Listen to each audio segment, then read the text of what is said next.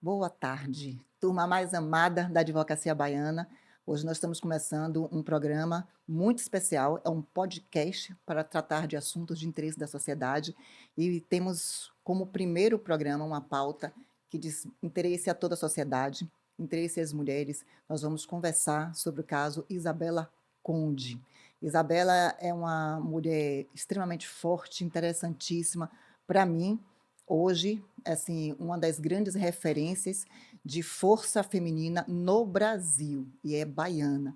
Isabela Conde, para que todos se recordem, em 2019 foi vítima de uma tentativa de feminicídio. Eu vou deixar para ela contar os detalhes do caso, mas para que todos se lembrem, Isabela é aquela mulher maravilhosa que tentaram matar o ex-namorado, né, Isabela? Foi ex-namorado, tentou matá-la, e ela fingiu ter morrido para que ela tentasse, né, sobreviver àquilo e se manteve viva, forte, lutando para salvar a filha, porque teve ameaça dele de que ele iria pegar sua filha, né? Quando eu falo isso, eu me emociono demais, porque essa mulher é incrível, você é maravilhosa, viu, Isabela? Seja muito bem-vinda. Hoje nós vamos conversar um pouco sobre sua trajetória, porque, como eu disse, você é símbolo de luta, você é símbolo de querer vencer, você é símbolo de amor, você é símbolo de uma mãe incrível. E todas as vezes que falam em homenagem à mulher no Brasil, eu acho que você tinha que estar lá na primeira fileira. Então vamos começar hoje com Isabela Conde. E temos aqui para conversar com a gente nosso querido advogado, doutor Levi, que é sócio do Moscovitz, falei certo, e Guerra Lima, um escritório de advocacia de altíssima qualidade. Levi é um advogado criminalista, de grande valor, tem realizado um trabalho para Isabela Conde, muito persistente, firme, discreto, como tem que ser. E hoje nós temos aqui, assim, para ter esse papo, seja muito bem-vindo, doutor Levi. Muito obrigado, Ana. Também aqui saudar a Isabela, que sem dúvidas uma parceira de luta, né? Uma sobrevivente, uma mulher incrível que passou por uma situação terrível, mas que graças a Deus sobreviveu a isso tudo e soube utilizar de tudo isso para também estar ajudando outras mulheres, e a gente vai estar falando disso aqui também. Joia. Isabela, nós vamos conversar um pouco sobre o ocorrido em 2019, tá bom? Eu tenho muito vivo, assim, os fatos, não todos, naturalmente, porque eu me recordo quando aconteceu, isso me tocou tanto, nós chegamos a conversar algumas vezes por telefone, né, Isabela? Eu liguei para você, na época eu era vice-presidente da Ordem, e de lá para cá, quando eu falo sobre violência contra a mulher, seu exemplo é sempre muito presente na minha fala. Mas eu quero que você nos conte, assim, o que for possível e o que a emoção lhe permitir falar sobre aquele ocorrido em 2019. Boa tarde, queria agradecer, né, tanto a você, Ana, quanto a Levi, por se disponibilizar de estar aqui com a gente, né, para falar desse caso, falar das evoluções, né, porque não é fácil.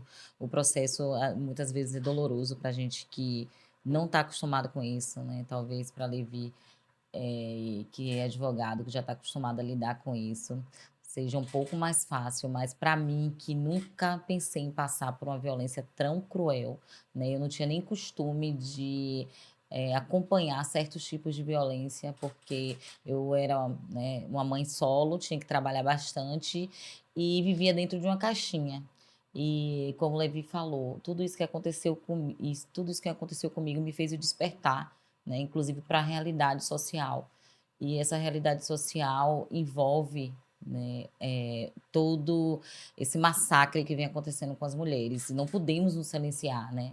Não podemos esperar que chegue até uma de nós, até um familiar nosso, até uma pessoa próxima, para que a gente se mobilize e tente fazer algo diferente.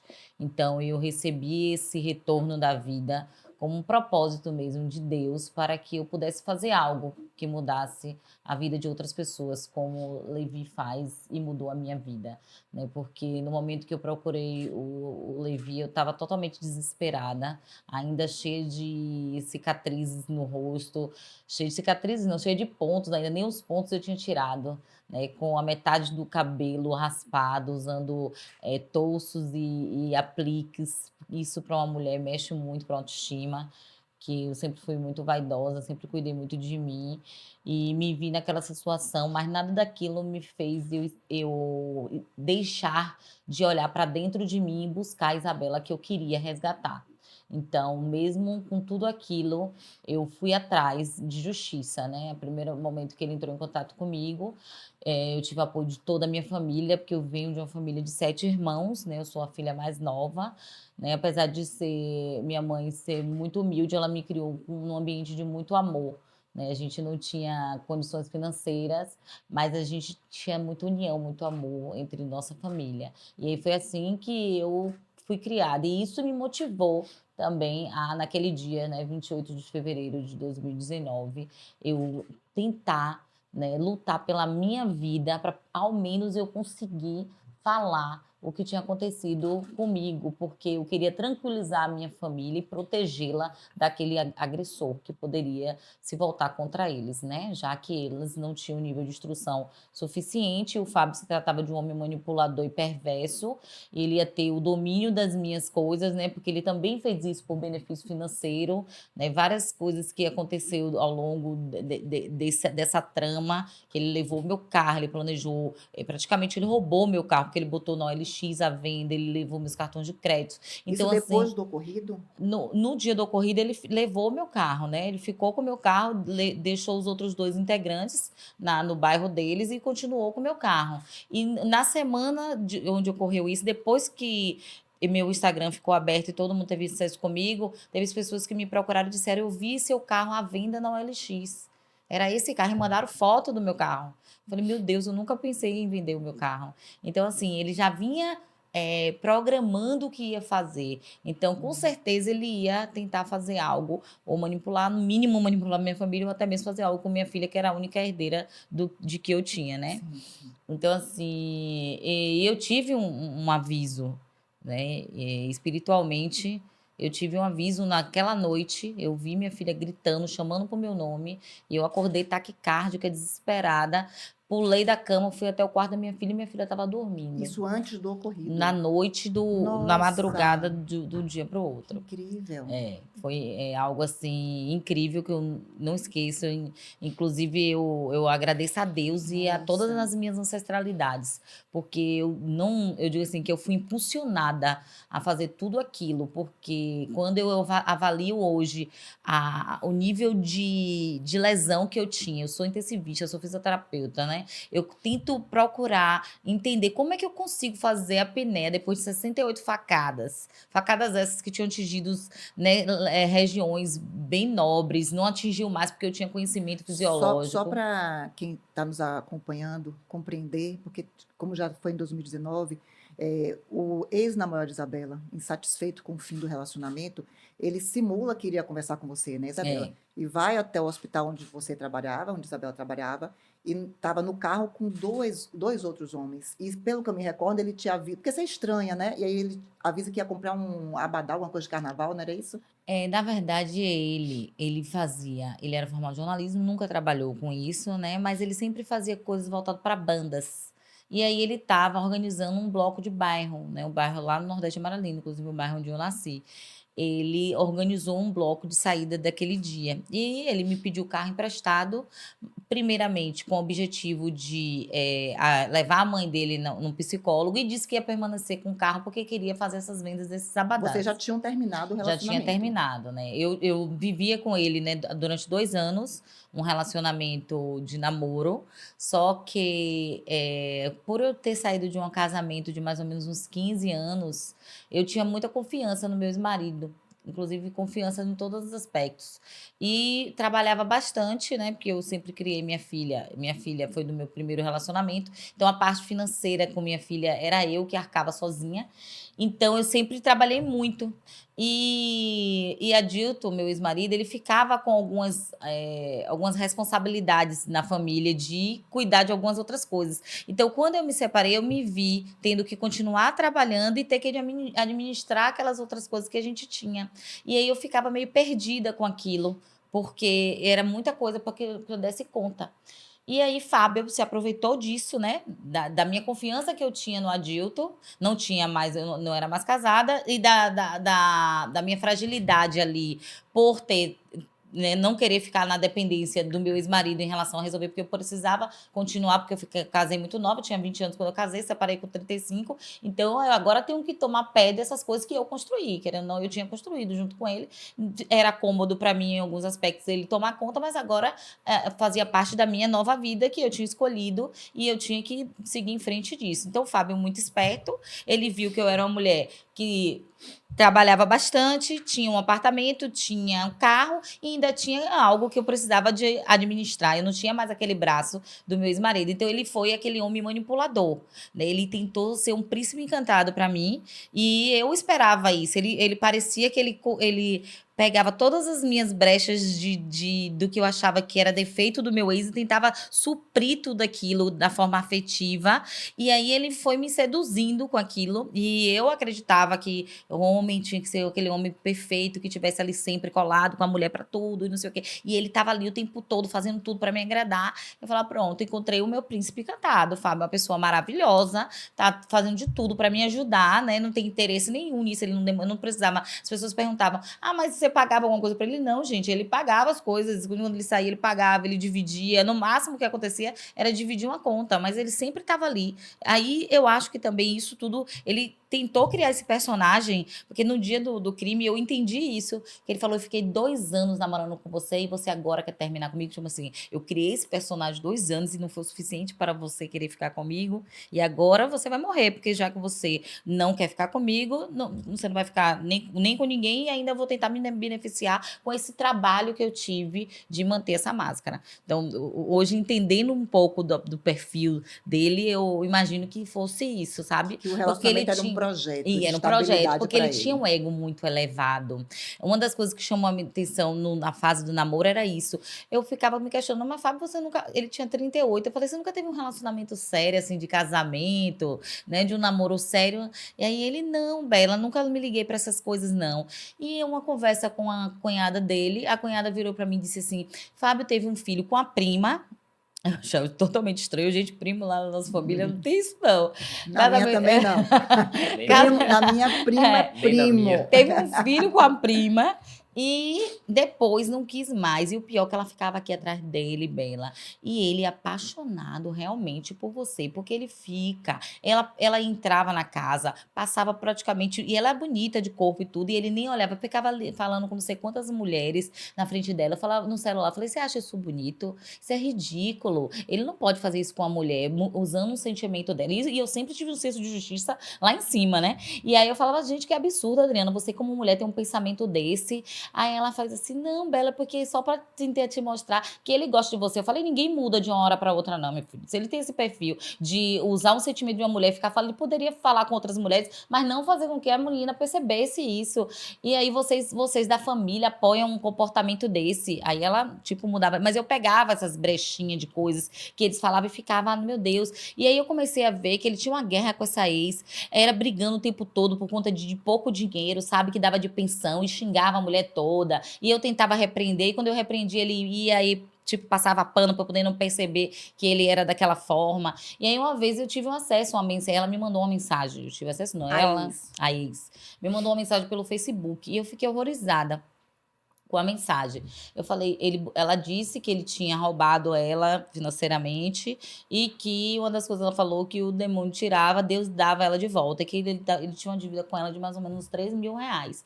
E ele nunca tinha contado nesse assunto. Eu peguei e questionei pra ele, falei, Fábio, que dívida é essa? 3 mil reais você tem que pagar. Ele, não, isso é um absurdo. Eu falei, não é um absurdo não, porque ela não ia mentir. Aí o que ele fez? Ele era tão manipulador. Eu vou te provar que isso é mentira. Ele deu queixa dela numa delegacia de bairro para poder ela dizendo que ela criou essa mentira e mandou esse fake para mim.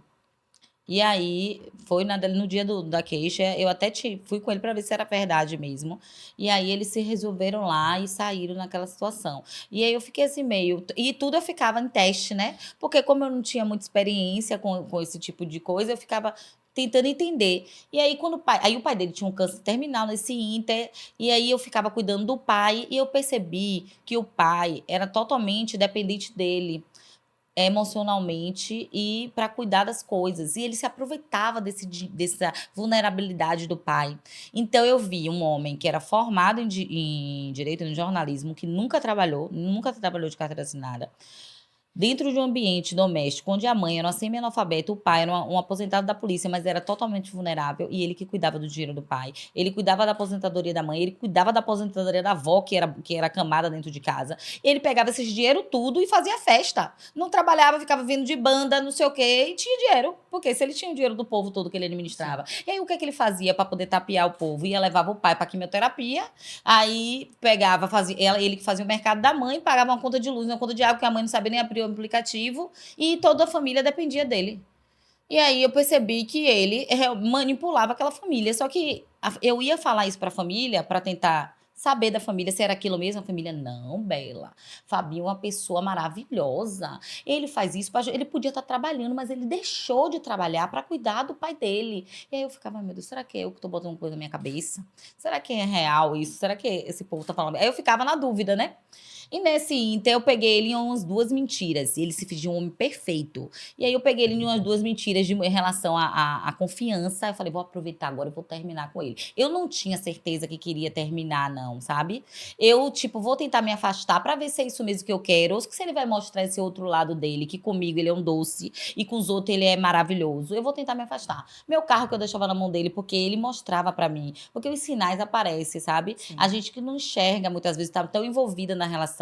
Hoje eu enxergo muito claramente todos eles, mas naquela época era dúvida, a gente fica se perguntando se a gente que é errada, ou o homem tá fazendo tudo isso e eu tô desconfiando dele, sabe? Porque eu tô agindo assim, se ele é tão bonzinho comigo.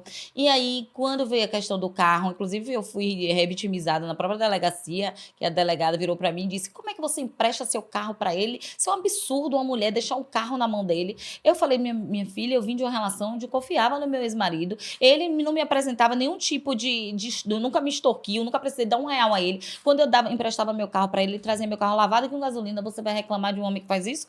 Não vai. Ele dizia pra mim o quê? Que ele queria ficar com o carro porque ele precisava resolver as coisas dele, inclusive as coisas de saúde do pai dele. Meu carro ficava parado na porta do hospital o dia todo, não justificava eu não querer emprestar. E não era o meu perfil agir dessa forma. Pra mim era ruim, era considerado como uma pessoa ruim. E nem precisava ele fazer esforço. Eu dizia, não, Fábio, pode ficar, pode usar o carro, eu não vou precisar. Eu vou sair daqui e vou pro outro, se você puder me levar, ótimo. E aí ele fazia essa coisa de me levar, me pegar e ficava sempre com o carro.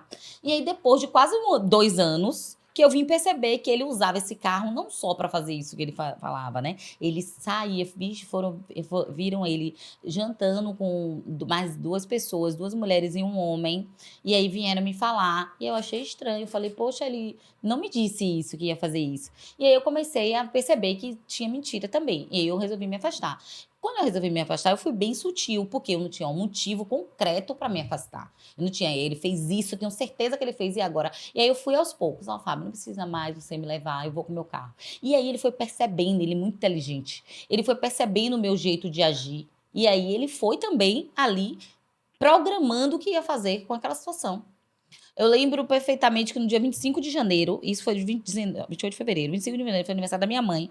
A gente lá, eu sempre fui muito espontânea de conversar com todo mundo. E aí uma mulher virou pra mim, que tava no aniversário, que era uma das vizinhas da minha mãe, não tinha nem intimidade. Ela fez assim: ah, Isabela, eu fico com medo. Esse homem olha pra você de um jeito, você fica sorrindo, indo pra lá, indo pra cá. Ele fica te olhando de um jeito estranho. Eu que nada, eu sou tão tranquila, não sei o quê. E eu, tipo assim, desligadona em relação a um psicopata, em relação a um manipulador, um narcisista. Eu não tinha essa percepção. Eu achava talvez que era conveniente para ele namorar comigo, porque ele tinha já estava em um ambiente onde eu confiava muito, e ele queria ter um relacionamento sério, porque nunca teve com ninguém, sei lá, pensava assim. E aí, resultado, quando eu descobri isso, terminei, falei, né, não quero mais. Aí, de um tempo, eu falei, eu não quero mais, quero ficar sozinha. Aí ele insistiu. Eu lembro que numa noite ele me ligou de 7 chips diferentes. Isso também me assustou. Eu falei, como é que uma pessoa liga de 7 números diferentes em menos de um intervalo de 30 minutos? Tem esse celular em casa. Sim. E eu lembro também que eu tinha visto uma gaveta de celulares na casa dele, só que a mãe dele encobria tudo que ele fazia. Eu falava, de quem é esses celulares que eu Achei. Aí ela, não, o povo fica devendo a Fabinho, e aí deu o celular a ele para pagamento. Eu falei, mas como dá celular de pagamento? Fábio vende o quê? Aí ela fala assim, não, ele não vende umas roupas, ele vende umas roupas sem me marca. Mas nada justifica, era um celular, que roupa é essa, caríssima, que troca por um celular. E aí a mãe dele, mas nenhum funciona, a Bela tá indo, ela sempre cobria. Ela sempre cobria. E ele dizia que o celular nenhum funcionava, e eu acreditava naquilo. Pronto, mas ficava com minha pulga atrás da orelha, né? E aí veio esse negócio do chip. Falei, então, Fábio, tem aquele celular e já fiquei com medo. Falei, será que ele rouba, faz alguma coisa, trafica? Aí eu já fiquei preocupada. Falei, agora é mais um motivo de eu me afastar de vez dele. E aí eu fui me afastando. E aí o que ele fez? Quando o pai dele morreu nos meus braços na casa dele. E aí ele me manipulou, sabia que eu era da área de saúde, ele falou, o jeito que tem para atrair Isabela é tentar fazer com que ela reconheça que eu tô pensando na minha família. Porque eu batia de frente com a mãe, que a mãe já estava quase louca porque o pai tinha morrido. E falava de Fábio, ela não acreditava, ela não achava que Fábio estava errado, e eu dizia a Fábio que ela precisava de um acompanhamento psicológico. O pai tinha morrido, ela não estava meio desequilibrada. E aí eu vi o financeiro da casa dele por buraco depois que o pai morreu. E ele que usava todo o dinheiro do pai. Aí eu perguntava a ela, por que vocês não têm dinheiro? Se só de pensão vocês têm quase 6 mil, vocês não pagam aluguel, não pagam nada, cadê esse dinheiro? Não, meu ex-marido deixou tudo de empréstimo, Bela, você não sabe o rombo que ele fez. Fabinho que está administrando todo, esse rombo que ele fez, não sei o quê. Ai, meu Deus, não é possível. E aí, com isso, eu falei, sua mãe precisa de ajuda. Ele, nada. Aí, como é que ele fez para se aproximar de mim? Ele, Isabela, você tá certa, minha mãe não tá bem, precisa de ajuda. Vou levar ela no psicólogo. Tem como você me emprestar esse carro? Aí eu, não, Fábio, eu não vou emprestar meu carro mais a você, não. E eu já tinha mais de 2 semanas que não emprestava o carro para ele. E já tinham Porque já tinha terminado. terminado. Porque você tem que se acostumar e levar sua mãe de ônibus, ou então pedir um Uber, se vire, faça alguma coisa, mas eu não vou emprestar. Ele, tá vendo? Você queria tanto isso, e agora que eu consegui, você acha que eu quero ficar expondo minha mãe? Minha mãe não tá bem da cabeça, ficar expondo minha mãe na rua. E aí eu também vou precisar para vender os abadá à Pran. Eu emprestei esse carro. Porque todo mundo pergunta, por que você emprestou o carro? Né? Não sabe uma relação que você tinha até então. E aí, quando eu emprestei o carro, ele foi me buscar no hospital, de noite, que era o de costume, para eu deixar ele em casa, e eu segui meu caminho. E nesse de me buscar, ele veio com 2 homens dentro do carro. Também estranhei esse comportamento, porque ele tinha ciúme, não queria que eu desse carona a ninguém. E eu perguntei, quem são esses rapazes? Antes de entrar no carro, eu na porta também fiquei parada, assim, olhando. Falei, quem são Eles esses estavam no rapazes? banco de trás, No os banco de dois? trás. Os dois. E eles já chegaram no banco de trás. Eles não saíram da frente, foram pro fundo, normalmente se dá carona, né? Sim. A pessoa fica na frente, quando outra pessoa chega, vai pro fundo. Eles já estavam no fundo. Quando eu abri a porta, eu não percebi que tinha gente logo. Aí eu olhei assim, né, pra entrar, ainda parei, ainda fiz aquela coisa assim de parar. Aí ele fez assim, calma, Bela, fique tranquila. Eles vão trabalhar comigo hoje à noite no bloco lá do Nordeste. Eu entrei. E aí, no que eu entrei, tinha um deles, estava muito drogado. E falava coisa com coisa. E isso me despertou uma coisa negativa, intuitivamente, sabe? Eu, ai, que coisa estranha, esse homem falando um monte de coisa, Fábio botando esse tipo de gente no meu carro. Peraí que eu vou falar com minha amiga. E eu com minha amiga aqui, um celular, amiga, Fábio botou 2 homens estranhos. E aí, como a gente confiava tanto em Fábio, até minha amiga falou, você acha que Fábio ia fazer alguma coisa contra você? Isso na conversa. Na conversa, não, Bela. Eu falei, ela deve ser cordeiro. E aí, conversando, eu falei, Falei, mas fique aqui comigo conversando, que eu não quero dar ousadia a Fábio de ficar batendo papo com ele. E você fica conversando comigo até eu deixar eles em casa, que eu tava no banco do carona e fiquei. Aí eu peguei e botei o áudio pra ela ouvir a voz deles. E ele, Fábio, era muito inteligente. Ele tava ali dirigindo, mas tava tentando ver o que eu tava fazendo. E aí ele, tá falando com quem, Bela? Eu falei, oxe, pra que você quer saber? Tipo assim, eu falei, será que ele tá com ciúme, achou que eu tô falando com algum homem? Aí ele fez assim, aí eu falei, que você saber, Fábio? Oxe, como assim? Não tenho que lhe dar satisfação mais. Aí ele fez assim, mas fale aí o que você tá falando. Eu falei, tô falando com Shirlene. Aí ele foi, aumentou o som, quando ele viu que eu tava tentando mudar o áudio. E eu achei estranho. Aí eu peguei e desliguei o som. Aí ele, por que desligou? Eu falei, porque você aumentou o som do nada. Ele não queria que a Shirlene ouvisse o que eu tava querendo gravar, que era a voz dos dois. E aí eles pararam no meio da Bonocô. E estranhamente, eles. E sua amiga estava no telefone ainda? Eu com o telefone com minha amiga. Certo. Amiga, eles pararam do nada. Peraí que eu vou saber o que é que tá acontecendo. Aí eu peguei, parei de falar com ela. Falei, Fábio, o que é que tá acontecendo? Você parou aqui. E eu lembro que ali no negócio da Bonocô, do viaduto, tem uma rua assim meio deserta. E ele olhou para aquele campo. Só que no fundo tem residência. E aí ele olhou e olhou pra assim, pro retrovisor. Depois que a gente vê a maldade, é que a gente enxerga as coisas, né? Ele olhou pra lá e olhou pro retrovisor. Olhou pra parte de cima Sim. pra tentar Manter comunicar com contato eles. visual com o E pessoal. aí eu falei, isso é estranho, o Fábio tá olhando pra lá, olhando pra cá, mas não maldei nada de ruim. Aí eu falei assim, aí eu falei, o quê, Fábio? Você quer entrar aí? Ele, não, a gente tá esperando uma pessoa para poder trazer um dinheiro de um abadá. Eu falei, não, não é possível, tá ficando doido, Fábio. No meio da rua, para o meu carro vai esperar uma pessoa, mas na verdade ele estava tentando se comunicar para ver se entrava ali. Aí eu fiz assim, ó, Fábio, faz o seguinte, salta uns 3 do meu carro, que eu não vou. Aí não, ainda antes disso, ele fez assim, eu tô esperando uma pessoa. Aí o de trás, me dê aí, Fábio Peixe, o celular, que eu vou ligar pra ver se ele tá descendo. Aí pegou o celular e realmente ele discou, eu via chamar. Chamando, depois ele discou de novo, discou 3 vezes. Na terceira vez que ele discou, eu falei, não. Aí eu falei com minha amiga, ele tá aqui esperando uma pessoa. Aí minha amiga, você vai pro céu mesmo, Isabela, empresta seu carro a Fábio, tá no meio da rua, em tempo de te tomar uma multa, realmente, peraí que eu vou dar um jeito nisso. E aí parei de falar. E aí eu falei assim, vem cá, Fábio, faz o seguinte, desce os 3 aqui do carro, espera essa pessoa com o abadá, com dinheiro, sei lá que você tá esperando, aqui que eu vou seguir. E daqui vocês sobem e vão pra casa. Aí ele se voltou contra os outros 2 e fez assim. Ele nunca tinha falado desse jeito. Ele fez assim: tá vendo como ela é? Ela é assim com esse carro dela. Ela tem coragem de deixar a gente no meio da rua por causa desse carro dela. E aí a gente que fica aqui, que se lembra aqui no meio da rua. Eu falei, Fábio, eu te emprestava meu carro a vida inteira. Nem namorando com você eu tô. Emprestei meu carro pra você fazer isso e agora você tá falando isso? Aí um deles fez assim: tudo bem, Fábio Peixe, vamos pro Alto do Saldanha. Foi a última coisa que eu ouvi deles. Não ouvi mais nada. E ainda consegui mandar pra minha amiga. E já estão saindo. Alguma coisa desse tipo, eu botei assim. Já estão saindo, vou deixar ele lá e sigo. Alguma coisa assim. Foi o que eu fiz. Ele arrastou o carro, subiu pelaquela rua da igreja por baixo. E dali, quando ele entrou na rua da igreja, eu já não vi mais nada. Ele me deu o golpe de mata-leão. E aí eu arrebaixei. E aí eu fui para um lugar onde eu achava que eu estava tão cansada dos plantões, estava sonhando, que eu dormi no carro, ó. Eu pensei assim, eu dormi no carro e tô sendo assaltada por aqueles 2, fiquei com tanto medo, mas era tão tranquilo, era como se eu tivesse sido assaltada e tivesse naquele lugar já, muito tranquilo. Aí eu falei assim, meu Deus, ó, eu fui assaltada por aqueles 2 homens, ó, e tô tão cansada que tô dormindo. E aí eu acordei disso. Quando eu despertei, eu vi o braço do que estava atrás de mim, aqui nessa direção, mais ou menos já. Ele tinha largado o meu pescoço. Eu já tinha desfalecido com isso, e ele tinha largado o meu pescoço. E aí eu só vi a faca aqui.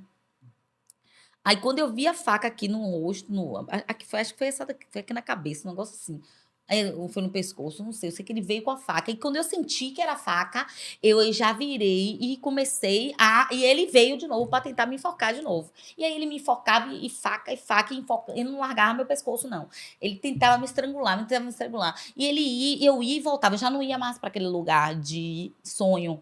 Era como realmente eu estivesse vivendo aquilo ali e estivesse apagando. Eu via tudo escurecer. E daqui a pouco, acho que ele cansava de me apertar. Eu voltava, sabe? Eu ia e voltava várias vezes. E toda vez que eu voltava, eu tentava chamar o Fábio. Eu falava, Fábio, pelo amor de Deus. E aí ele vinha de novo. E aí eu falei, meu Deus, o Fábio não me ajuda. Aí o que é que eu pensei com a minha burrice, né? Na época, vamos dizer, minha inocência. É um assalto, realmente. Mataram o Fábio e estão tentando agora me matar. Vou tentar sair, porque primeiro eu pedi ajuda a Fábio, né? Como toda mulher que acha que vai vir um príncipe ali encantado de salvar. Eu não me lembrei que na época eu fazia judô e jiu-jitsu, que eu podia tentar sair daquele golpe. Não, eu fui. Toda vez que eu tentava voltar, era só pedindo ajuda. E aí eu pensei, agora eu vou tentar sair disso aqui. O Fábio tá morto. É eu e eles. E aí eu fui me baixando pelo banco, assim. E aí, quando eu fui baixando, eu ganhei uma folga. E aí eu consegui colocar o braço de cá entre o braço dele e torci o braço dele. Porque aí eu parei, ele consegui parar ele de me enforcar e já virei. Né? Quando eu virei, eu já usei meu quadril para proteger, né? Meu tórax, minha barriga, que eu falei, se ele esfaquear minha barriga, eu vou morrer. E aí eu protegi minha barriga, usei o banco para proteger esse lado de cá meu e fiquei só com o lado de cá. Então ele esfaqueava bem meu dorso, bem essa. Tanto é que eu tive que raspar a metade dessa cabeça aqui, porque ele vinha e eu deixava ele esfaquear o crânio, porque eu falei, ele é burro, ele tá tentando pegar meu pescoço, não vai conseguir, ele vai tentar esfaquear minha cabeça. Só que eu não tinha alavanca para poder fazer isso, né? O carro pequeno, e ele vinha na minha cabeça. E nessas, acho que a ponta da faca quebrou, porque eu lembro ele dizendo assim: a faca quebrou, não tá entrando, porque Meu Fábio Deus. começou a pedir celeridade, tipo, Fábio viu que tava demorando, aí Fábio, como é que pode só uma mulher só para vocês dois? Bora, rapaz, mata logo essa mulher. Eu falei, meu Deus, o que é isso? Fábio, isso quando eu virei, eu vi Fábio dirigindo o carro, ó, como se nada tivesse O carro acontecido. estava em movimento, Em então. movimento, o carro não parou. O carro estava em movimento, mas eu, como usei minha reação de proteção, eu não olhei onde estava.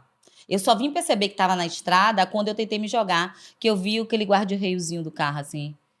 Porque eu não levantava o rosto pra ficar olhando, porque senão ele pegava no pescoço. Então eu fiquei uma bolinha, assim, agachadinha, usando o banco para me proteger e usando essa questão aqui das duas mãos. Tanto é que atingiu minhas duas mãos, mas a faca não passava das duas. Ele tentava vir no meu pescoço, mas a faca vinha sempre na minha mão. Tanto é que essa mão aqui ficou bem retalhadinha, porque eles vinham bem em cima da minha mão. E aí, quando eu fiz isso, eu virei para Fábio, que eu queria ver a reação de Fábio. Porque eu pensei, Fábio tá morto inicialmente, né? Quando eu virei, eu vi Fábio vivo, ó, dirigindo, nada acontecendo. Até um determinado tempo, ele ficou tranquilo. Quando ele viu que eu não morria, foi que ele ficou dizendo: como é que pode uma mulher só pra vocês dois? Que aí ele disse: a faca quebrou, a faca quebrou. E aí eu falei: meu Deus, ele quer me matar. Não é possível. E isso eu Então você estava perguntando. consciente, né, Isabela? Eu tomei muito, eu não perdi a consciência a hora alguma, até o final, até no hospital. Ele vinha, eu tentava enxergar, foi por isso que eu perdi essa visão do olho direito também, porque eu ficava tentando olhar para ele, sabe, ver os movimentos dele. Eu não me preocupava mais no contexto do ambiente, eu queria entender quem era aquele, Sim, quem é esse homem que tá mandando me matar, sabe? sim. Aí eu, Fábio, por que você tá deixando eles fazerem isso comigo? E ele calado no início, né? Calado, calado. Quando eu falei do pai dele, eu falava de mim, da minha família, da minha filha, de tudo que eu vivi, de tudo que eu falei, que eu criei minha Belle sozinha. Como é que Belle ia ficar? Eu ia morrer ali dentro, eu não ia aguentar. Eu não vou aguentar, Fábio, eles estão me batendo muito, eles estão me esfaqueando, eu vou morrer. E ele calado, ele calado. Quando eu falei da família dele, falei, seu pai, onde tiver, Fábio, não vai ficar feliz com isso, não. Eu cuidei do seu pai, meu Deus, você é um monstro. Aí eu falei, você vai pagar tudo isso, Deus não fica feliz com isso, não. Ele, Deus sabe tudo que eu tô fazendo. Você vai morrer, porque eu não sou otário pra ficar namorando com você 2 anos e você agora querer terminar comigo. Falei, ferrou. Ele realmente quer me matar. E aí foi daí que o outro dizia, ele dizia, adiante logo isso aí. Aí foi que eu dizia, não. E aí foi aquela guerra ali dentro do carro por um tempo. Até que eu pensei, já que eu vou morrer aqui dentro, vai ter uma hora que eu já tava me sentindo cansada de tentar me defender.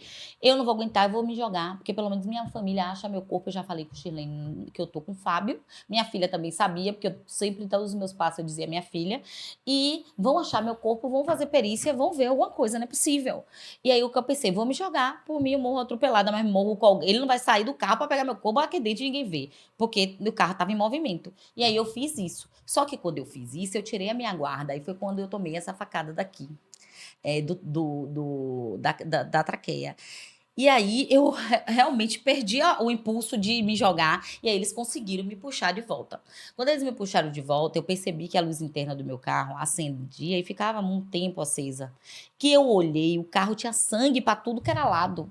Falei, Jesus, será que ninguém tá vendo aqui do lado que tá passando? Passava carro, esse carro desse jeito se movimenta aqui dentro do carro e tanto sangue. Falei, vou fazer de novo, mas não vou tirar minha guarda total, vou fazer rápido só para essa luz interna acender. E aí eu fiz, pam, pam. Quando eu fiz isso, ele voltou, puxou e Fábio foi lá e apagou a luz. Ele percebeu, né, que eu tinha feito para que a luz ficasse acesa.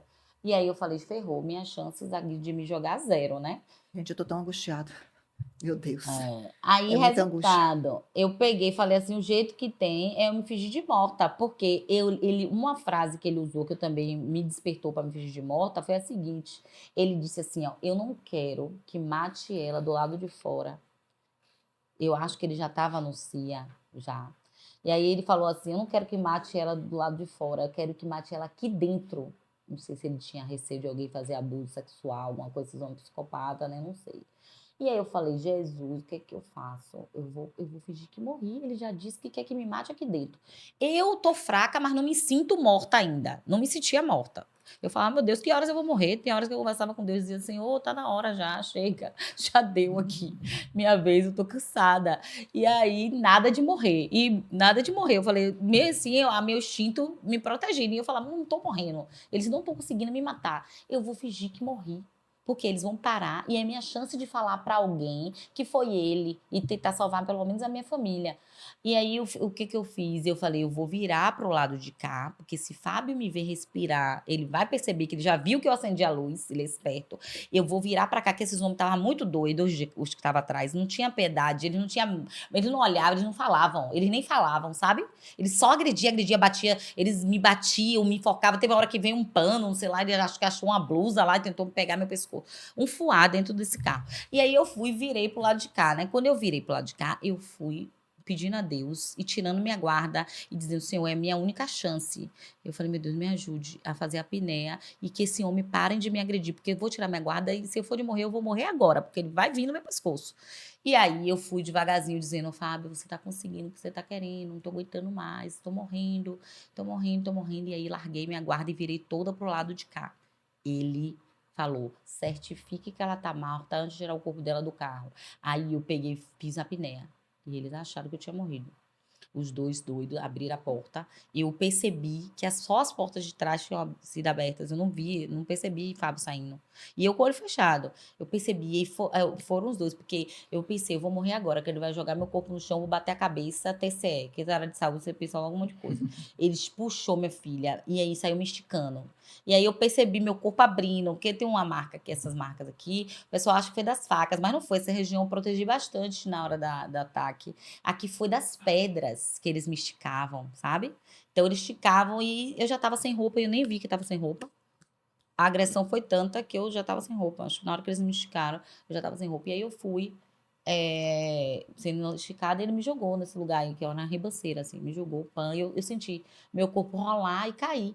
Aí eu pensei, é uma cova, porque quando eu me fiz de morta foi rápido. Mas na verdade, onde ele parasse já era lugar de me jogar. Então, eu acho que ele já estava ali, qualquer hora era a hora. E aí eu falei, foi rápido, então ele já tinha uma cova, Senhor, já estava indo em direção a essa cova. E aí eu percebi que o lugar era meio apertado, né? E aí eu falei, como é que eu faço daqui? Mas não era muito pedra, barro, assim, planta. E aí não dava para ver nada, que já tinha atingido meus dois olhos. Eu só enxergava meio nublado, sabe, as coisas. E lá estava escuro. E aí eu falei, eu vou ter que sair daqui, porque eles não voltaram para me enterrar viva. Eu fiquei esperando, né? Não gritei Sim. também. Não gritei, fiquei quieta lá. Na hora nenhuma eu gritei. Enquanto ele estava me arrastando e nem quando me jogou. E aí acho que ele percebeu que eu tinha morrido, porque eu não gritei. Eu podia ter gritado com o impacto da queda, né? Não, não gritei. Fiquei quieta. E eles não voltaram. E eu quieta continuei. E aí dei um tempo. E aí depois eu peguei, saí dali me arrastando, quebrando os galhos de árvore na minha mão, porque tudo que eu tinha pela frente eu ia tirando com a mão mesmo. Fiquei com espinhos em todos os braços, na mão toda, porque eu não via nada, era extinto, parecia um bicho. E aí, quando eu subi, que eu vi que tinha essa quantidade ainda que eles me arrastaram de pedra, e tinha a pista. Mas era tudo meio turvo na minha vida. E eu falava, meu Deus, como é que eu faço para chegar na pista? Eu já cheguei até aqui, eu tenho que ir até a pista. E eu não tinha força para ficar em pé. E eu continuei me arrastando ali. Me arrastando, até teve uma hora que eu falei, eu não vou poder me arrastar mais, porque tinha um guarda-reizinho. Eu vou ter que levantá-lo, não vou passar por aqui. E aí eu pedi a Deus, eu orei o primeiro, o segundo Pai Nosso, consegui ficar em pé, cambaleando, eu fui pra pista. E eu pensava, se eu for pro meio da pista, eu não vou ter força para voltar, eu vou morrer lá atropelada. E aí eu fiquei pela beira, tentando ajuda. Mas eu não tinha força para levantar braço, fazer essas coisas. E ninguém me ajudava. Foi daí que eu falei, vou me jogar de meu corpo na frente de um ônibus. Porque no ônibus tem passageiros, alguém vai gritar dentro do ônibus. Não vou me jogar na frente do carro, que o carro vai me matar e me se picar. E nenhum carro tá parando. E aí eu fiz isso. Quando eu fiz isso, esse ônibus... Você deitou na pista? Não, se eu desse na pista, eu estava morta, era BR. Você deitou aonde? Eu não deitei, não. Eu fui de pé, assim, cambaleando, Tá. pra frente do ônibus. Aí o ônibus desviou. Aí no que o ônibus desviou, um caminhoneiro freou, porque ele ficou com medo de bater no ônibus. Aí ele parou. Quando ele parou, eu me joguei no capô dele. E fiquei lá deitada na frente do capô. Aí ele pegou e ficou me olhando e não fazia nada. Eu falei, meu Deus, ele não vai fazer nada não, ele não vai sair desse carro, ele vai me arrastar com aqui em cima dele, que eu pensei, ele vai me arrastar, porque eu não vou sair daqui, se ele não sair, eu vou ficar aqui. E aí fiquei, ele não saía, até que já estava já demorando, eu falei, ela sabe de uma, eu vou ter que ir lá. Meu Senhor, é a última, toda hora eu dizia a Deus que era a última coisa. Meu Deus, é a última coisa que eu te peço. Pelo amor de Deus, me ajude a chegar naquela janela. E aí eu fui. Na janela, eu falei, eu não vou ficar do lado, porque ele vai se picar, eu vou me projetar. E fiquei projetada. Esse caminhoneiro apareceu depois. Ele apareceu lá no hospital para me pedir desculpa umas 2 vezes. Ele estava ainda afastado. Depois ele teve um relacionamento com a menina. Quando a menina disse que era do Santa Isabel, eu tenho um trauma desse nome, porque eu não ajudei a menina. Até hoje ela fala no lugar que ela vai. Ela, Isabela, é uma pessoa maravilhosa. Ela não tem raiva de você, não. Ela conta rindo até hoje. Porque ele não, mas ele disse que já tinha saído numa audiência naquele dia de um crime que ele presenciou na estrada e que ele estava traumatizado. Ele falou, de novo, não é possível. E aí, quando ele me viu, o meu sangue jorrava assim em cima dele, porque esse corte daqui da traqueia e do rosto saía sangue. Quanto mais eu falava, mais sangue saía. E eu, a tagarela na frente dele, moço, pelo amor de Deus, eu fui e contei tudo. Ele pegou, ficou estátua. Aí eu, moço, pega o celular e ligue pra polícia, eu não quero que você me... Aí ele, se a senhora entrar dentro do carro, eu vou responder. Eu lembro ele ter dito Nossa, isso. gente, E que eu vou dizer isso. que a senhora morreu. Como é que eu vou dizer que a senhora Meu morreu? Deus. Eu falei, você não entendeu. Eu sei que eu estou morrendo, porque eu também já estava muito fraca. Eu falei, eu vou morrer. Aí eu falei assim, eu sei que eu tô morrendo, mas pelo menos salva a minha vida, da minha filha, da minha família. Pega esse telefone, liga pra polícia, fala o nome dele, fala Barbosa dele e repetia. Ele, se a senhora descer, eu ligo. E Nossa aí Senhora. eu peguei, desci do bendito do caminhão dele. E aí ele arrastou o carro. Ele foi Aí embora? foi embora e não ligou. Pelo menos na minha frente. Meu Ele disse às meninas que ligou Deus. depois, mas assim, na minha frente ele não ligou. Aí eu falei, Jesus, ferrou. Aí eu peguei, perdi a fé. Perdi a fé na vida, né? Na verdade, nessa vida aqui. Que eu falei, a iniquidade tá tão grande na terra que o povo não tá nem aí. Eu contei tudo a esse homem e o homem se mandou. Quem vai me ajudar? Se o homem que eu contei tudo não me ajudou, ninguém mais me ajuda aqui. E aí foi quando eu me olhei. Eu só tava de sutiã e com uma calça. E a farda do hospital era um blazer com um negocinho. Eu não tinha mais nada. Os cabelos tudo de sangue. Eu toda cheia de barro, de sangue, com tudo. Eu falei, quem vai me ajudar, Senhor? Ninguém vai me ajudar. Todo mundo vai achar que eu sou um bicho, alguma coisa na rua, não é possível. E aí eu falei, o jeito que tem é eu morrer aqui. Já falei o nome de Fábio, plano A. Já falei o nome de Fábio, vou encontrar meu corpo, alguma coisa vai acontecer. Vão ter que chegar Fábio. Eu já pensei, desisto. E aí eu falei, eu não vou morrer aqui, lúcida, vendo um carro passar por cima de mim. Você vai me deixar chegar no acostamento. Porque eu já estava nessa, eu já estava quase no meio da pista, em cima do caminhão, né? Quando eu me vi no meio da pista, fraca, parece que você tá com cãibra, que você não sente o corpo, era eu. Eu estava em pé e não sentia mais minhas pernas. E eu, como é que eu tô aqui em pé? Eu vou ter que chegar ali. E aí eu fui, cambaleando. Pã. E aí me bati em um carro e caí. Nessa que eu caí, eu ainda tentei levantar, porque era aqueles guarda-reizinho alto. Tentei, ficou minhas marcas na minha mão, né? Meu ex-marido, quando ele foi fazer, né, lá junto com o pessoal da perícia, ele realmente tem a marca da sua mão no lugar que você falou. Eu ainda fiz assim, ó, pam, pam, e caí. No que eu caí, eu não balançava mais as pernas, não conseguia fazer só essa mão aqui que balançava. E aí eu pensei, vou balançar essa mão para um carro não passar por cima de mim, eu viva, eu vou morrer mesmo daqui a pouco, pelo menos eu não vejo um carro passar por cima de mim. E aí fiquei, se o carro ver que eu tô com a mão balançando, vai ver que eu ainda tô viva, eu, na minha mente, né? E aí, resultado, eu aqui orando, fazendo isso, aí eu só via a voz de um homem, moça, e aí eu achei que era Fábio de volta. E aí eu traumatizada, pelo amor de Deus, não me mate não, eu já tô morrendo, você conseguiu o que você queria, tô morrendo. E aí o homem, não, a gente vai te ajudar. Ele viu, o cara que eu bati, que eu cambaleei e bati, era um carro da Embasa. Ele parou mais na frente. E esse casal, ele vendia lanche na frente da Telebahia. Ele disse que nunca vendeu o lanche dele tão rápido como vendeu naquele dia. E eles passavam ali quase todos os dias, que ele morava com meus filhos. E aí, quando eles desceram, eles viram um carro parado e viram meu corpo no chão. E aí falou, pô, esse cara matou a mulher atropelada e não tá dando socorro, tá ali parada.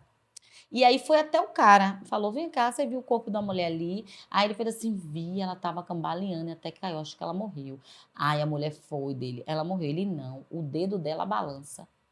Aí ele voltou na contramão, nem esperou fazer a volta, né? O cara da moto fez na mesma pista, ele voltou na contramão e aí parou do meu lado. Foi daí que ele começou a chamar moça, moça, e aí que eu achei que era falar, depois que eu vi que não era, que eu vi voz de mulher.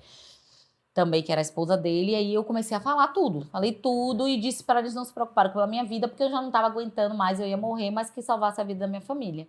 Foi daí que eles, não, a gente já ligou para a SAMU chegou, me levou para o hospital do subúrbio, lá no hospital do subúrbio, eu fiquei nesse leito de parada. Não pedi para ser entubada, porque eu fiquei com medo de distorcerem. Eu queria falar com alguém da minha família, então eu disse que eu tinha comido, na verdade não tinha comido nada. Eu falei, eu comi, não posso ser entubada agora, façam qualquer coisa. Aí o médico, mas você tá em estado grave, saturando mais. Eu falei, mas eu tô respirando. Pode colocar, eu sou intensivista também, bota o soro, bota se você quiser aí. Eu quero que chegue alguém da minha família aqui pra poder eu falar o que aconteceu. Ele, não, mas se a senhora gravar, vai ter que ser entubada. Eu falei, eu tô lúcida, moço. Eu tenho o direito de não querer ser entubada agora. Eu estou me sentindo bem. E aí veio um outro médico de Santa Isabel, que tava de plantão, Deus nesse dia agiu tudo direitinho. Soube, porque acharam meu crachá, ligaram para o Hospital Santa Isabel. E aí o pessoal falou, não, ela saiu daqui tem 2 horas, Isabela, não, pelo amor de Deus. E aí contactou com o povo de lá do subúrbio, conseguiram descer e foi aquela confusão naquela emergência. E aí, resultado, me mantiveram no leito de parada. Aí chegou meu ex-marido. Meu ex-marido, quando chegou, eu contei tudo. Aí eu fiquei mais aliviada. Agora pode me levar para o centro cirúrgico. Aí, como eu já tinha comido, eu tinha me estabilizado mais, eles, não, bora segurar mais um pouquinho. Foi quando minha irmã recebeu a ligação do Hospital do Subúrbio, né, dizendo que meu ex-marido, quando recebeu, ele foi logo lá, não ligou para Fábio. Minha irmã, quando recebeu, ligou para Fábio, que era a pessoa da confiança da nossa família. Então, minha irmã ligou para Fábio e falou, olha, Fábio, aconteceu isso com Bela, e eu tô desesperada, já desmaiei, era no primeiro dia de carnaval, não tenho coragem de dizer à minha mãe, porque a mulher disse que ela tá em estado grave. Aí ela falou alguma coisa, aí a minha irmã, não sei, a mulher disse que tá em estado grave, eu não sei, Fábio, vamos lá. Quando minha irmã chegou lá, ele, tá, eu vou ver aqui. Aí eu vou ver, não, Fábio, e ela estranhou isso. Vou ver como vai ver, Isabela tá lá. Acho que só assaltaram, levaram o carro dela.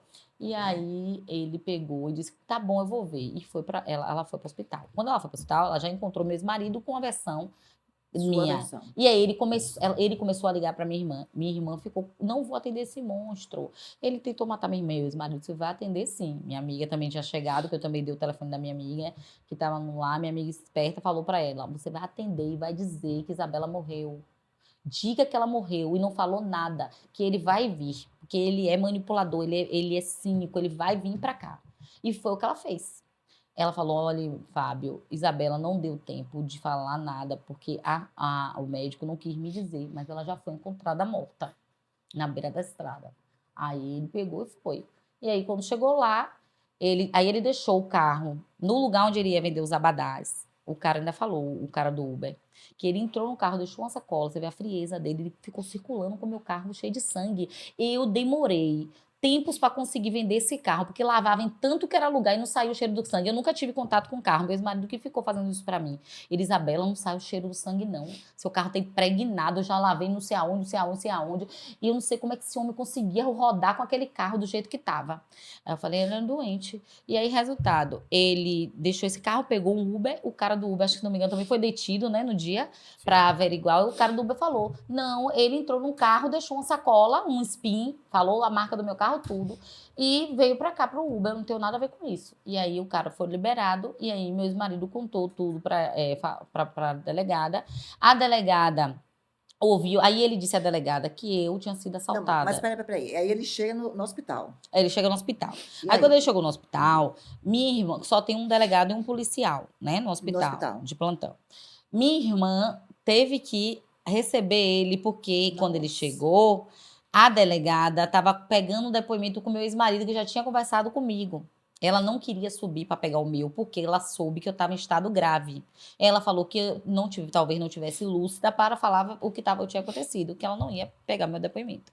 Aí meu ex-marido, então eu vou tentar te falar aqui. Aí falou. Quando o Fábio chegou, minha irmã ainda teve que abraçar ele, porque Ave ele Maria. abraçou minha irmã, pediu choro, disse que como é que alguém pode fazer isso com Bela, uma pessoa tão maravilhosa. E aí foi quando meu ex-marido subiu com um policial, que ele avistou, meu ex-marido, com um policial, ele ficou com medo, tentou correr, e aí as pessoas que estavam ali, acompanhantes de outros doentes, que viram a minha situação, que todo mundo soube, né? Porque essas pessoas que me deram socorro fizeram questão de ficar comigo lá até o final. E aí foi aquela agonia de todo mundo sabendo, todo mundo olhava, via, meu rosto estava totalmente desfigurado.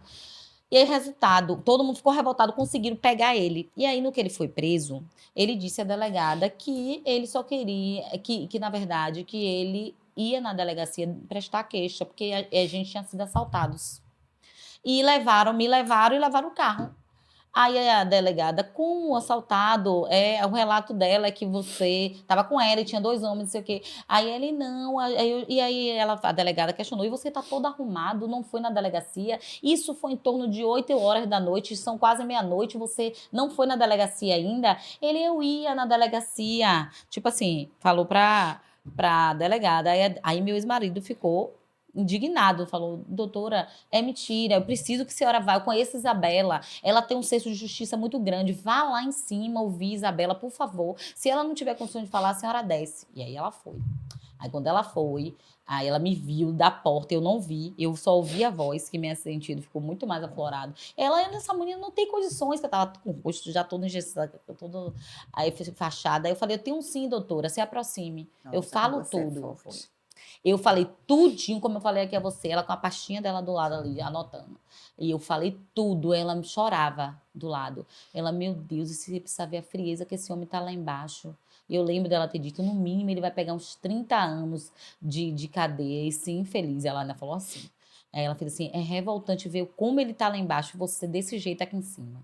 Aí eu falei, doutora, mas ele vai pagar, porque a justiça de Deus não falha. Ainda falei assim. E aí ela saiu. E aí, no que ela saiu, ela aí desceu e ela confrontou, né? Com ele, e aí ele falou. Aí ele confessou.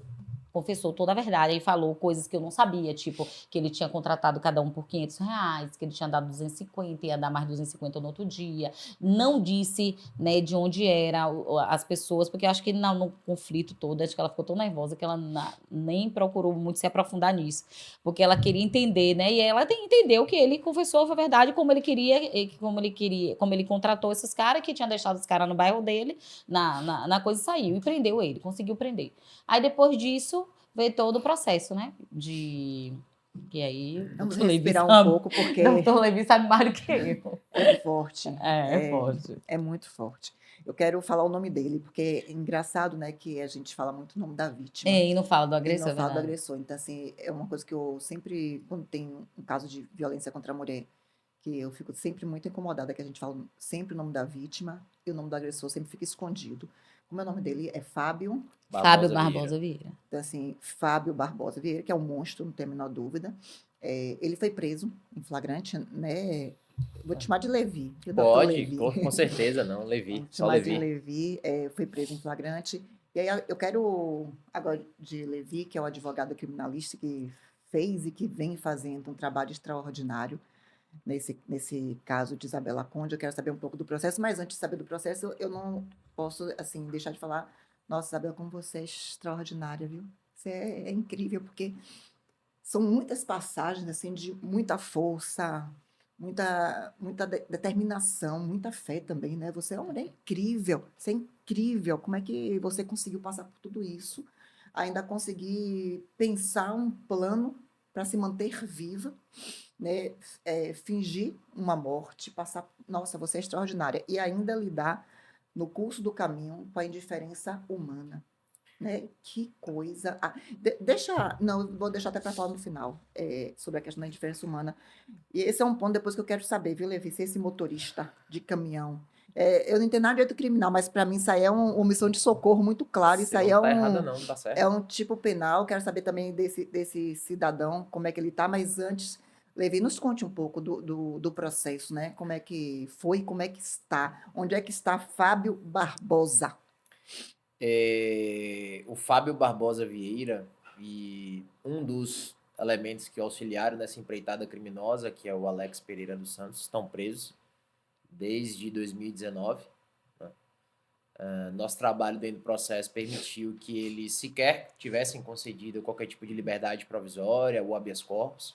Então, todos eles que tentaram perderam. Né? E assim como Isabela trouxe de maneira muito rica, porque ela traz de maneira muito rica todos os fatos que aconteceram, eu vou trazer o meu lado, quando eu vi a Isabela adentrando em nosso escritório pela primeira vez. E à primeira vista, Ana, você não acredita no que você está vendo. Você não acredita. você para pensar e começa a refletir como é que uma pessoa estaria viva naquelas condições. A advocacia como um todo nos traz, a palavra certa não é frieza, mas acaba nos deixando um pouco distante de todas as causas, porque se formos passionais com aquilo que nós estamos advogando, nós ali não estaríamos fazendo o melhor trabalho possível. Então, naquele momento que eu a vi sentar, né, que o seu ex-marido, inclusive, havia levado a Isabelle, eles sentaram na minha frente. Eu lembro que a primeira pergunta que eu fiz para ela foi assim: o que aconteceu? E ela contou para nós essa história extremamente rica. E eu fiz várias anotações, Bela, inclusive eu ainda tenho aquele primeiro papel que eu fiz as primeiras anotações de quando você falou. Tenho guardado isso ainda. E assim, eu ouvia a Isabela e eu ouvia e eu pensava assim, como é que você está vivo? E ela, muito crente em Deus, dizia, eu tenho muita fé em Deus, consegui estar aqui e eu quero que eles sejam responsabilizados. Então, naquele momento, nós tínhamos um papel extremamente importante, não apenas com o compromisso com o qual nós fizemos enquanto advogados, mas também com a vida de Isabela e de todas as outras mulheres que, porventura, ou já passaram, ou que poderiam vir a passar, não é, nas mãos de pessoas tão grotescas como esses dois indivíduos. Então, a ação penal se inicia, o Ministério Público oferece denúncia em face dos dois. Inclusive, a denúncia é oferecida rapidamente, então o fato ocorre no fim de fevereiro, quinta-feira de carnaval, não foi isso? E logo em meados de março já existia uma denúncia contra os dois. Eu me recordo que a primeira audiência ocorreu no mês de junho de 2019, junho ou julho, acho que foi em meados de junho ou julho, não foi? Sim. E na ocasião, Ana, me chamou a atenção que, não sei se você se lembra, Bela, mas naquele dia existia uma outra audiência de um caso de repercussão. Você lembra disso? E aqui eu acompanhei e a gente dá assistência até hoje, a filha dela. Foi julgada esse ano. Imagina. Isso. E aí eu me lembro que já haviam, se eu não estiver enganado, 3 ou 4 remarcações. Verdade. Né? E eu falava assim, Bela, a importância da vítima ter um advogado ao lado é não permitir essa dilação de tempo, porque o Estado precisa dar uma resposta à vítima. Isso é um fato. As pessoas precisam também enxergar um processo penal não apenas do acusado, mas o processo penal da vítima. Isso, perfeito. Não é? Perfeito. Eu acredito que deve haver um equilíbrio. Né? Eu sempre digo isso, deve haver um equilíbrio. Né? Então, nós não aqui devemos estar tão somente trazendo uma versão de defesa, também não somente uma de acusação, mas sempre buscar um equilíbrio. E eu me lembro que naquele dia, quando Isabela sentou na primeira audiência, ela falou com toda a riqueza de detalhes que ela te contou aqui. Toda. Toda. Do mesmíssimo jeito. Do mesmo jeito. É como se eu tivesse ouvido a mesma história que eu ouvi em 2019, quando eu vi a Isabela pela primeira vez. A mesma história, do mesmo jeito, com a mesma riqueza de detalhes. E aí o que acontece? A audiência, tanto que assim, é comum em audiências criminais você ter uma testemunha não estava presente, essa testemunha não veio. E aí nosso trabalho foi exatamente conversar com essas pessoas, entender o que essas pessoas tinham a dizer, né? E já também subsidiar o Ministério Público para ali conseguir fazer a melhor acusação possível. E aí, naquele ano, há ainda a sentença de pronúncia, né? Já que o procedimento do júri é um procedimento bifásico, houve a sentença de pronúncia para remetê-los ao júri popular, a defesa recorre. E um ponto interessante, quando a defesa recorre, o desembargador relator era o atual presidente, né? Nilson Castelo Branco. Sim.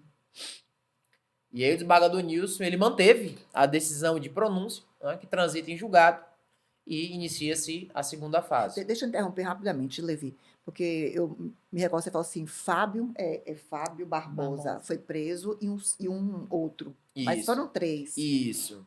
O terceiro não foi preso? E o que é que acontece? Existia uma outra pessoa, não é, que havia sido denunciado pelo Ministério Público, mas na ocasião a juíza entendeu que não havia elementos suficientes para comprovar a participação dele. Né? à época eu me lembro que nós havíamos, inclusive, conversado e aguardado uma posição, né, da Polícia Civil, uma posição investigativa, a fim de encontrar esse terceiro elemento, mas infelizmente ainda não foi Foi possível o próprio encontrá-lo. Fábio Barbosa Que quem deu os contratou, dados. Não, eu Isso. digo assim, quem deu os dados para apontar os outros Hum. participantes? Trabalho Não, investigativo. não. Fábio, isso foi uma das coisas que me deixou bem inquieta e indignada, porque eu fui muito cobrada na época pela delegada do caso de tentar reconhecer os outros dois elementos. Eu falava, gente, Já quem estava contratou foi atrás. Fábio, não fui eu. Eles estavam atrás, um estava atrás. Esse daqui eu até lembro muito bem, porque eu encarava muito ele, porque é o que falava demais. Tanto é que eu fiz o retrato falado e ele foi encontrado no Simões Filho através do meu retrato falado. Isso. Então, assim, a investigação da Polícia Civil foi muito rasa.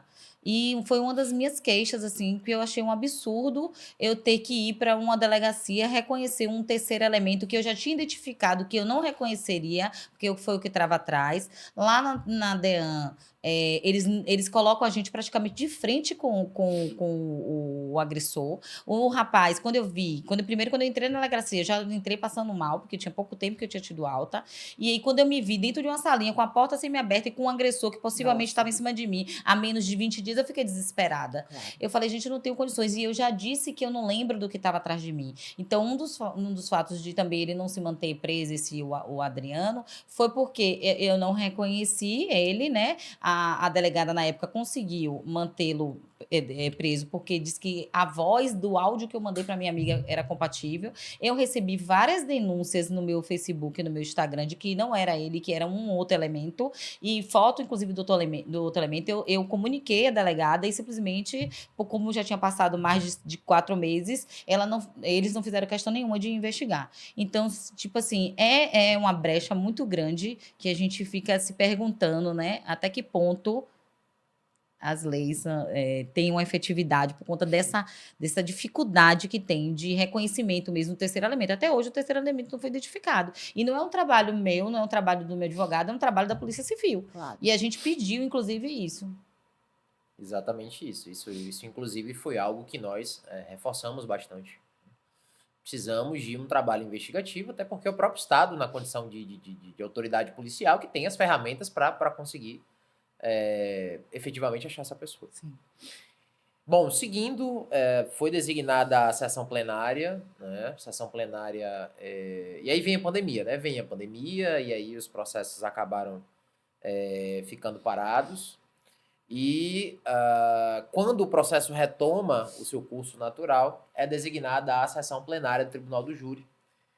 Eu me lembro que ia ser realizada 8 de agosto. 8 de agosto. E eu lembro bem disso, porque estava em Paulo Afonso. E a promotora do caso me liga e me diz, olha, vai haver um adiamento, que a juíza estava de férias, algo assim. E ela já me disse, olha, o júri irá acontecer no dia 22 de agosto. E eu me lembro que eu falei com a Isabela, eu estava palestrando, inclusive, lá em Paulo Afonso. Eu liguei para a Isabela e disse, ó, Bela, vai ser remarcado para o dia 22 de agosto. E aí, no dia 22 de agosto, acontece a sessão plenária. E uma coisa interessante sobre isso, eu gosto sempre, Ana, de trazer as informações de bastidor, porque complementa tudo aquilo, né, que existe. Naquele momento, eu já estava com um problema de coluna muito sério. Então, eu faço o júri da Isabela à base de anti-inflamatório. Então, tem uma medicação chamada Toragesil, que é um anti-inflamatório analgésico. E, assim, o júri começa lá por volta das 9 da manhã, né? E o júri termina às 10 da noite. E, assim, são ouvidas... a Isabela é ouvida, dá um depoimento extremamente emocionado. Não tinha uma única pessoa naquela sessão plenária que não tivesse emocionado com aquilo. E eu me lembro da afeição dos dois extremamente fria, pálida. Se olhava, pareciam duas almas, sabe? Porque não tinha como ninguém se compadecer com aquela história. Não existia condições. E um ponto interessante, Bela, que eu disse para você, e eu disse o seguinte, Bela, graças a Deus você se recuperou. Você hoje é uma mulher que gosta de se arrumar, você é vaidosa. E, infelizmente, essa cultura do machismo e da misoginia pode fazer com que alguém olhe para você e diga, não foi tão grave assim, ó, como ela tá bem. Isso. E aí nós tivemos esse cuidado. Porque eu lembro, eu falei com a Isabela, disse assim, Bela, você consegue me mandar os laudos das lesões que você teve nas mãos, o laudo do oftalmologista que comprova que você tem visão monocular? Eu pedi tudo isso a ela, para que ela me enviasse. E eu juntei as fotos. Então, no meu momento de fala, eu virei para os jurados e disse, você não está julgando aquela vítima, não, você está julgando essa. Perfeito. E aí mostrei a foto dela completamente lesionada pela ação dos dois. Então, eu me recordo que quando eu mostrava a foto, o jurado se encolhia na cadeira. Né? O jurado acabava se incomodando. Aquilo era muito desconfortável. Muitíssimo desconfortável. E a sessão plenária se desenrola até por volta das 10 da noite, ocasião em que a juíza profere a sentença. E assim, naquele momento, nós esperávamos uma resposta do Estado muito mais, né, rigorosa. Sim. As próprias circunstâncias do fato, as consequências que resultaram à vítima, a confiança que a vítima possuía nele, o papel que ele representava para ela. Enfim, por uma série de outros fatores, nós esperávamos uma pena muito maior. E quando a juíza me aplica uma pena de 10 anos, naquele momento, Ana, nós, na condição de advogados, por mais que tenhamos vontade de dizer isso não é justo, isso não é possível, nós ali temos de aguardar o prazo recursal e ali manifestarmos, Levi, manejarmos o recurso. ele foi condenado, né, pela conduta a uma pena de 10 anos, mas mantida a prisão, regime... Isso. E aí o que acontece? 10 anos e 5 meses, só que eles já estavam presos há algum tempo. Né? E aí a juíza faz a detração, ou seja, diminui o que ele já estava preso. Sim. E fixa a pena final de 7 anos e alguma coisa em semiaberto. Por que semiaberto? Porque ele tinha cumprido um terço. E isso o patamar de pena já permitia a progressão, considerando 10 anos. Sim. Então aquilo dali foi um choque para mim. Eu, assim, sendo muito sincero aqui, sendo muito franco, eu não aguardava isso de uma juíza. Só para que todos que vão nos assistir compreendam o regime semiaberto. Você explica rapidamente, Levi, o regime semiaberto? Explico sim. O regime semiaberto ainda é mantido o preso dentro de uma unidade prisional, né? Dentro de regras diferentes do regime fechado, tá? De modo que o preso trabalha dentro da unidade prisional e dorme dentro da unidade prisional. As pessoas acreditam que o indivíduo trabalha fora e dorme dentro da unidade prisional. Não é assim que funciona. Então, eles sairiam do complexo prisional da Mata Escura e iriam para a colônia, né, Lafayette Coutinho, que fica ali em Castelo Branco. Então, aquilo já significava... Mas me perdoe, porque eu quero entender melhor. Ele trabalha dentro do complexo e ele dorme. Então, ele continua encarcerado 24 horas? Não, esse é o ponto. No fechado, o sujeito fica dentro da grade, da tranca. Sim. No semiaberto, ele fica num ambiente, embora prisional, aberto. Ok. Em que ele trabalha ali em intramuros, obviamente que a lei também permite trabalho extramuros, mas em outras circunstâncias. Mas ele trabalha em intramuros e ele é recolhido no momento noturno. Entendi. É diferentemente do regime fechado, que a tranca é direta. Ok. Então ali eu já saí dali dizendo, bem, o sujeito já saiu daqui progredido. Isso para mim foi um choque. Eu não aguardava isso. Sim. E assim, nós saímos muito cansados naquele dia. Nós já havíamos conseguido a condenação. Eu lembro, Bela, que eu tava com bastante dor. A gente sai por baixo. Ali do Rui Barbosa, a gente não saiu pela entrada principal, a gente saiu por baixo. Eu lembro que todos nós estávamos muito cansados e quando nós saímos, a mídia pegou a gente de frente, né? E aí, muito flash, muita luz. E aí, a Isabela deu entrevista. E na ocasião, eu me lembro de ter me referido e dizer o seguinte, mas nós ainda vamos recorrer porque não consideramos a pena justa. Deixa eu fazer mais uma pergunta, Levi. No caso, eles foram julgados e condenados pela tentativa de feminicídio. E qual é a pena para o feminicídio e para a tentativa? Vamos lá. A pena do feminicídio, que é homicídio qualificado, né? Pena de reclusão de 12 a 30 anos. E quando há hipótese de tentativa, a pena pode ser reduzida de 1/3 à metade. Essa, inclusive, foi uma de nossas queixas recursais.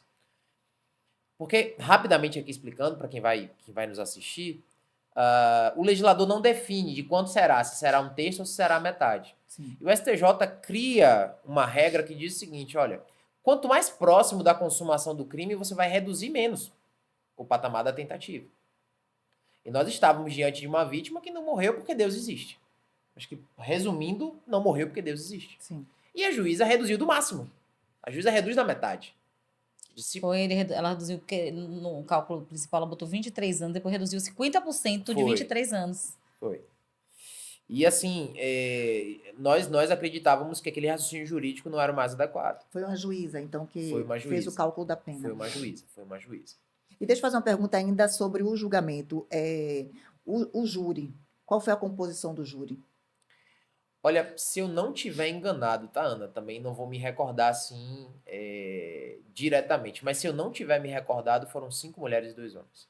5 mulheres e 2 homens. Ok.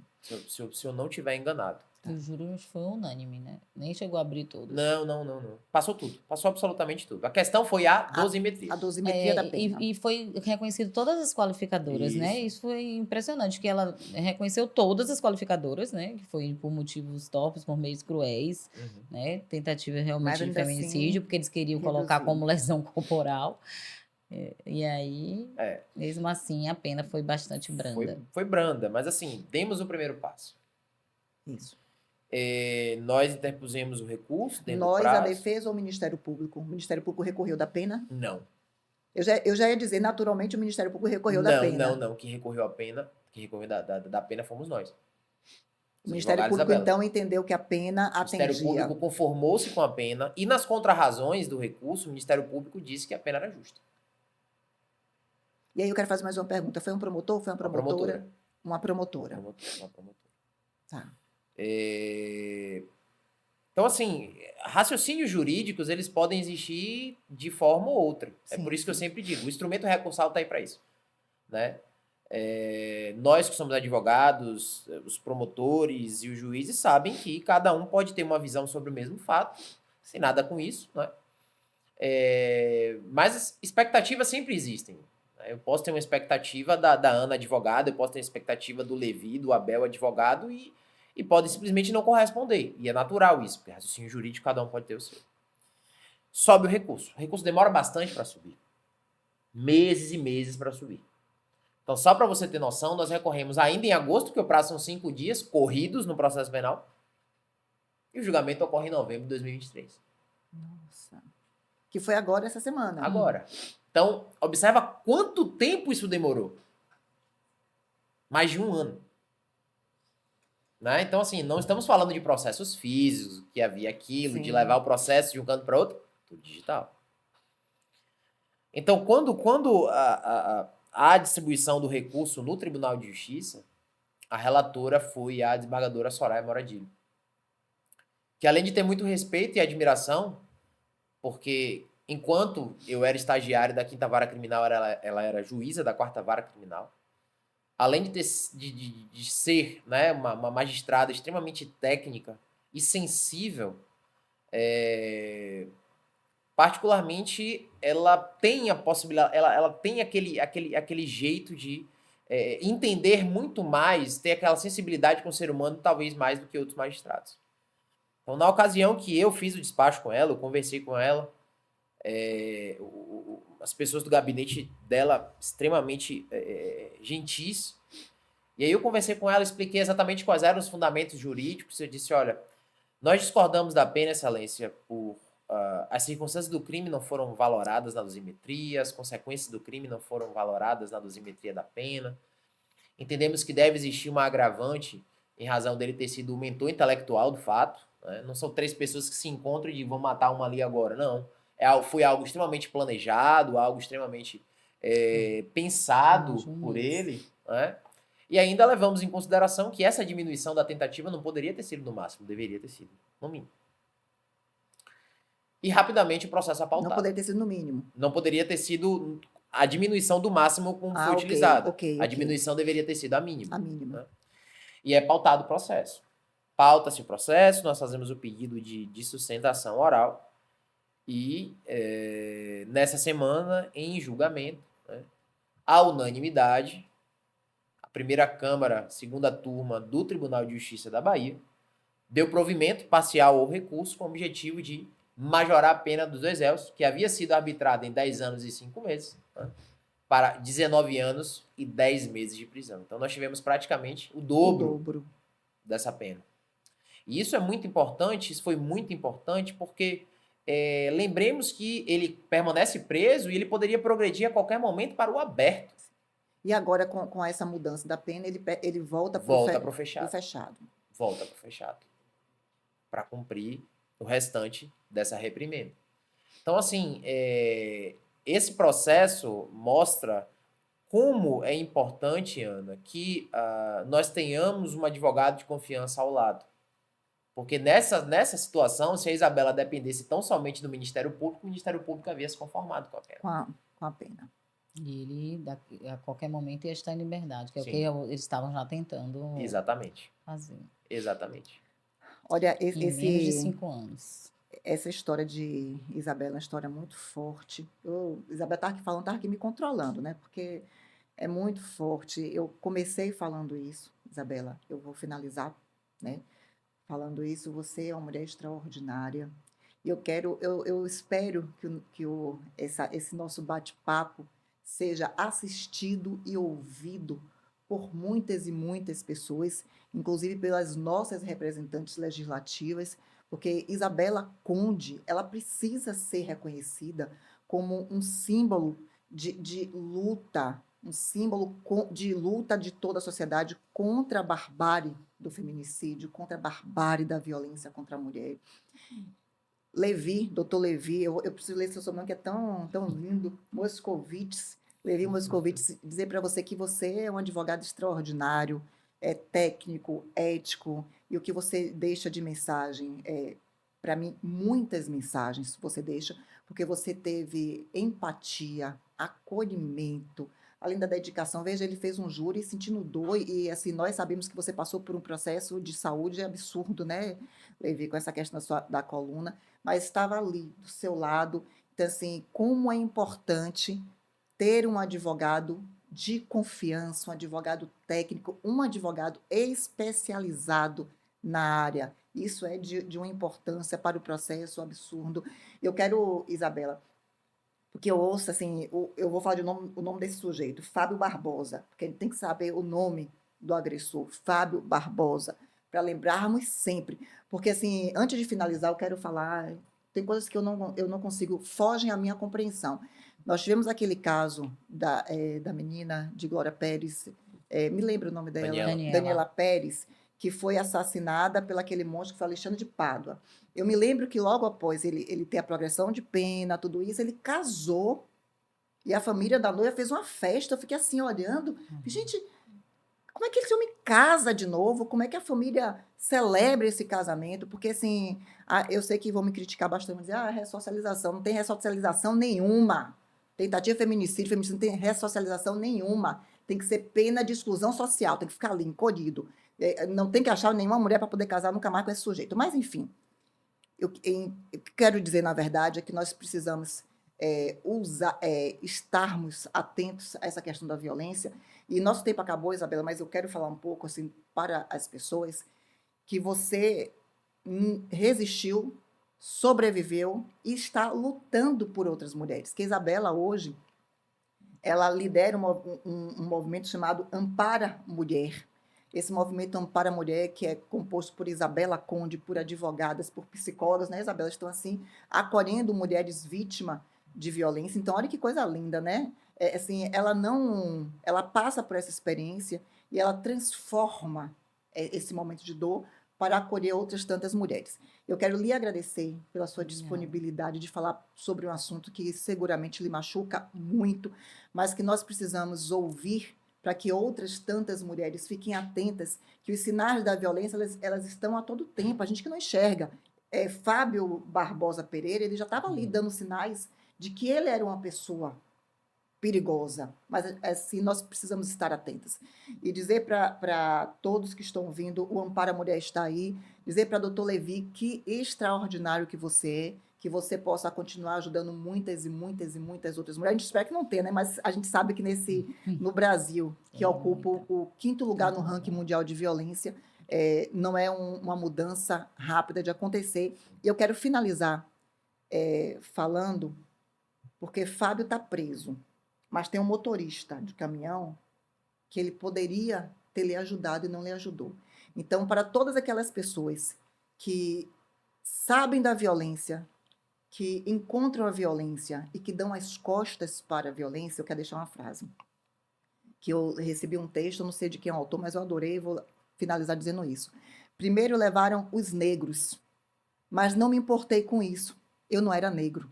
Em seguida, levaram alguns operários, mas não me importei com isso. Eu também não era operário. Depois, prenderam os miseráveis, mas não me importei com isso, porque eu não sou um miserável. Depois agarraram uns desempregados, mas como tenho emprego, também não me importei. Agora estão me levando, mas já é tarde. Como eu não me importei com ninguém, ninguém se importa comigo. Vamos nos importar com o outro. Não vamos ser cúmplices da violência. Isabela Conde, você é maravilhosa. Obrigada. Quando terminar aqui, eu vou te dar um abraço, porque eu estou Obrigada. toda arrepiada, emocionada. Doutor Levi Moscovitch, do Moscovitch e Guerra e Lima, parabéns pela atuação de vocês. Vocês são colegas da mais alta qualidade. E esse foi o nosso primeiro podcast, o primeiro de muitos que nós teremos. Turma mais amada da Advocacia Baiana, um beijo grande.